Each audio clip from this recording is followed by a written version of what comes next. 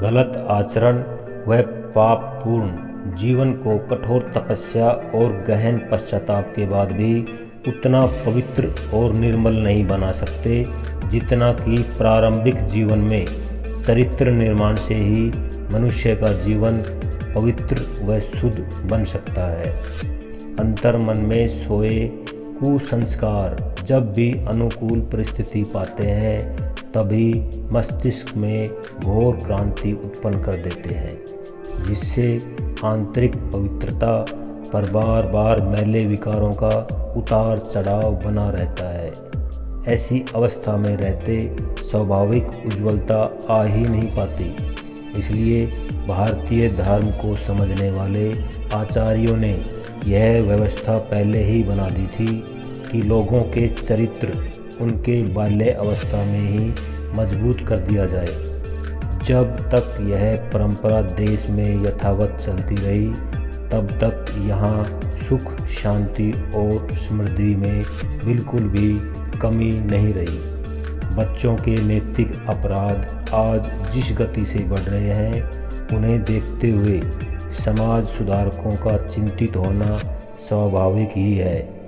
स्वभाव में जब दोष और दुर्गुण गहराई तक जम जाते हैं तो यदि किसी प्रकार के सुधार के कार्यक्रम बनाए भी जाएं तो उनमें भारी शक्ति लगाकर भी मनोवांछित सफलता नहीं मिलती है। व्यवहारिक कठिनाई यह है कि हमारे अभिभावक इस जिम्मेदारी को उदारतापूर्वक निर्वाह ही नहीं करते। अधिकांश को तो इस विषय में ज्ञान ही नहीं होता कि बच्चों का चारित्रिक विकास किस प्रकार करें। मनमानी करने वाले बच्चे समाज के दोष दुर्गुणों को ही ग्रहण कर लेते हैं, क्योंकि यही सब तो उनके आसपास जमा होता है। बच्चों को संस्कारवान बनाने का अभ्यास उनके गर्भ में आने से ही प्रारंभ करना चाहिए। हमारे यहाँ यह पद्धति क्रमिक और वैज्ञानिक थी। यही कारण था कि घर घर ध्रुव, प्रहलाद, श्रवण कुमार, भरत और अभिमन्यु जैसे प्रतिभाशाली बच्चे जन्म लिया करते थे। अब उन प्रथाओं को फिर से जागृत करने की आवश्यकता है। माता पिता की मनोदशा का बालक पर गहरा प्रभाव पड़ता है। माता के शरीर से रस और रक्त लेकर उसका स्वास्थ्य बनता है। उनके रहन सहन का सूक्ष्म प्रभाव बच्चों की आत्मा पर पड़ता है। इसलिए खान पान, रहन सहन और व्यवहार में माता पिता को गर्भ अवस्था में बालक के आते ही सात्विकता का पर्याप्त समावेश कर लेना चाहिए।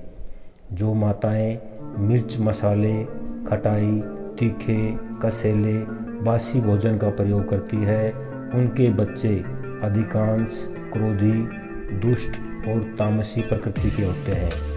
पति पत्नी में प्रेम और सदाचार न हो तो बच्चे भी दुर्गुणी, नास्तिक तथा चिड़चिड़े प्रकृति के होते हैं।